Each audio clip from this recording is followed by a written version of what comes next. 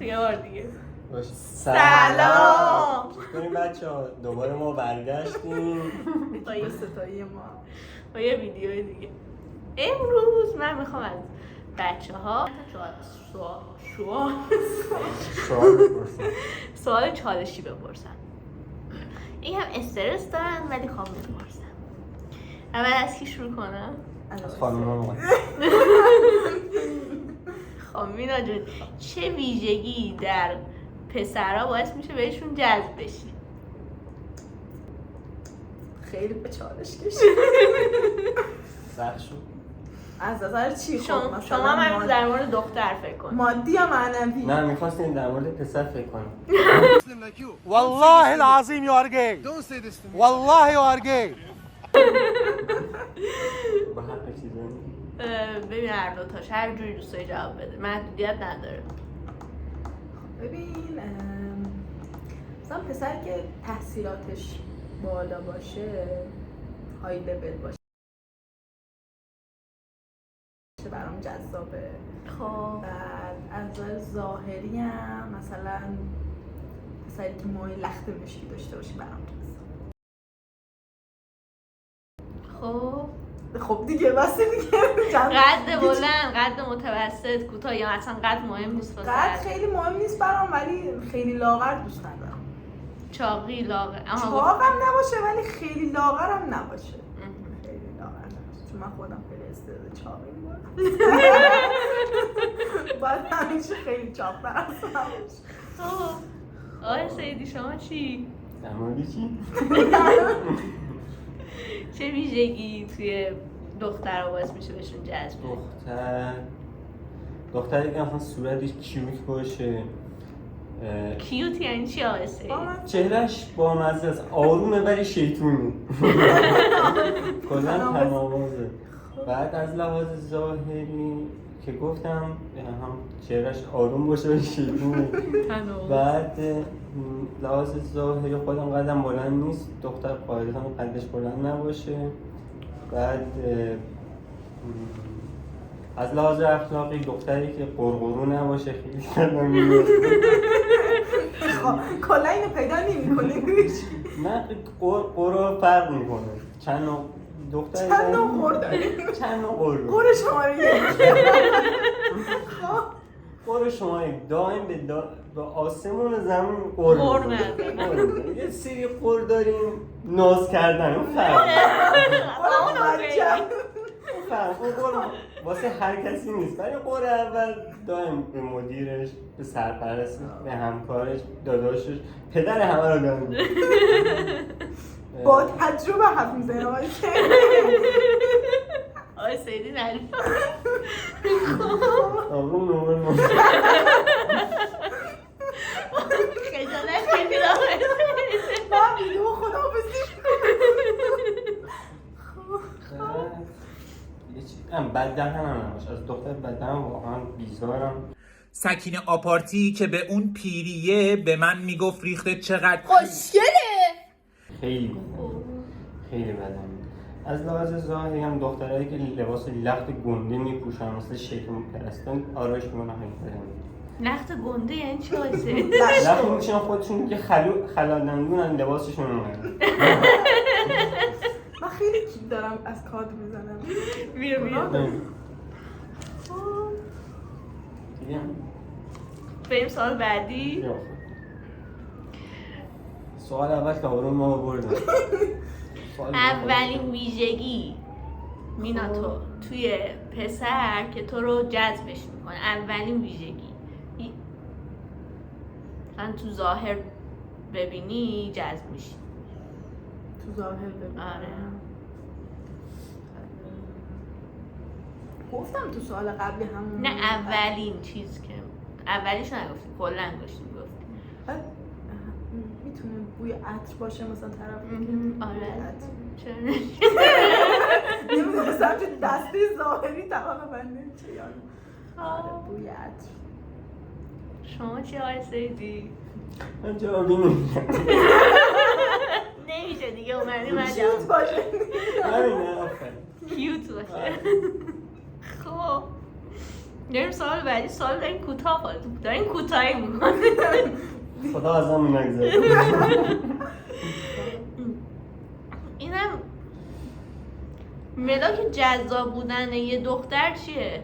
مینا از نظر خودت که دختری. آره به نظرم اینه که مثلا خوشپوش باشه، یعنی کلا اینجور نباشه که به ظاهرش اهمیتی نده. حالا نه که صرفا حتما مثلا عجب بجب باشه یا آرایش داشته باشه و اینا، ولی باید مرتب و آراسته باشه. به نظرم این موضوع مهمه واسه پسرا. بعد دیگه همون مثلا قیافش تو هم نباشه، خشک و عنق نباشه. خشک و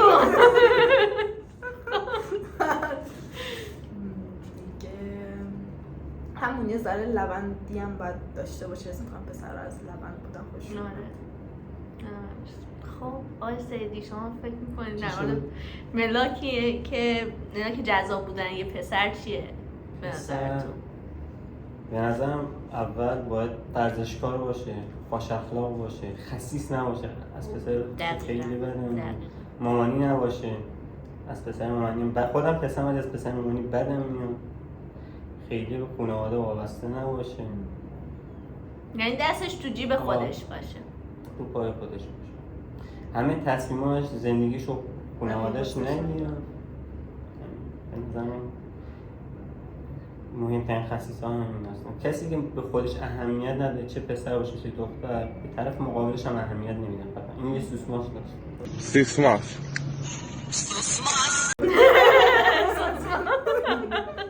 میتونیم از این تو بلاگای بعدی این چیز رو آماده کنیم، کلاس های آموزشی با آقای سیدی. آمادگی پیش از راه. الان حرف مینا رو قبول داشتین؟ ملاک جذابیت دخترها. آره. چه پسر چه دختر. شما لبندی رو تو چی میبینین آقای سیدی؟ تو چی؟ لبندی رو تو چی میبینین؟ قراش با ناز باشه. نه. دختر باید نمیگم همیشه مدل فشن باشه، ولی مرتب آراسته باشه. باید آراستگی خیلی مهمه. چه دختر چه پسر. این دختر بیشتر اهمیتش بالاتره. آقای سیدی پلنگ بیشتر دوست داری؟ داو؟ یا مثلا طبیعی و نچرال؟ نه بابا پلنگ چیه؟ خودم شیرم.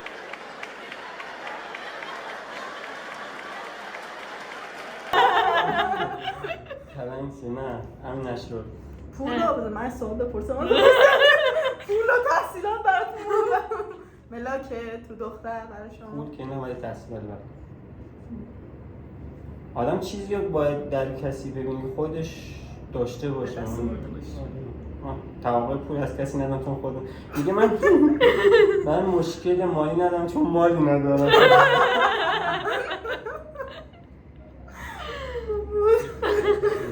نه سوسماس داشت. سوسماس کرش celebrity you want یکی که مثلا به معیارهای ظاهریتون نزدیکه، کیوته به قول خودت. نداری؟ نمیدونم. کسی که به نظرم آروم باشه، چهرهش جذاب باشه. کی مثلا؟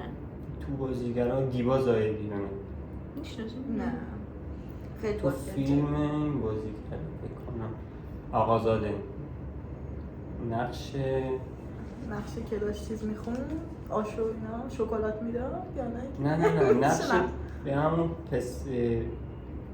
مادر نیما رو داشت. نیما باباش وزیر بود چی بود؟ بعد این ویدیو میریم سرچ میکنیم دیبا زاهدی کی بود و چه کرد.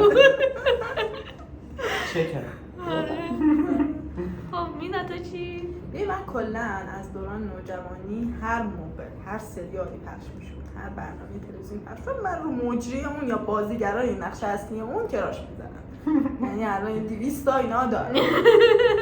دست دلواز نمید. مینا دلش دریاست.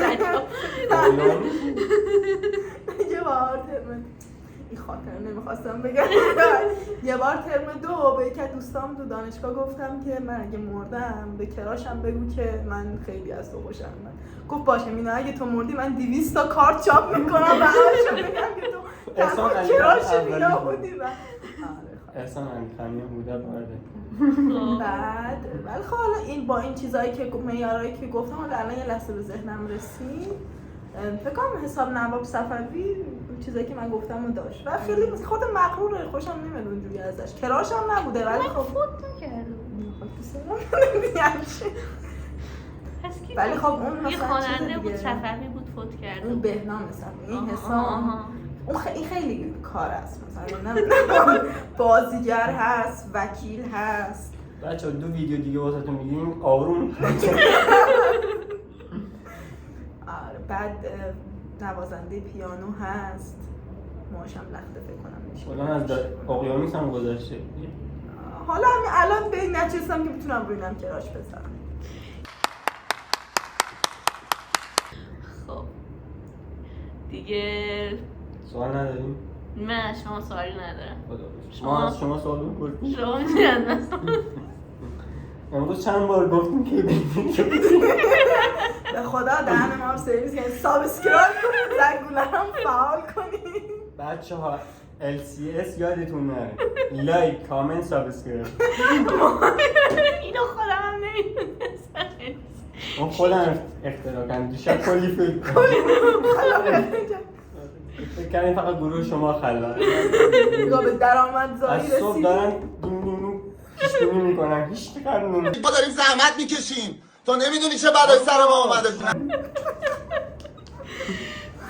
خب ما بریم دیگه سر خونه زندگیمون. این تیکه آخرش رو قطع کن بیرون.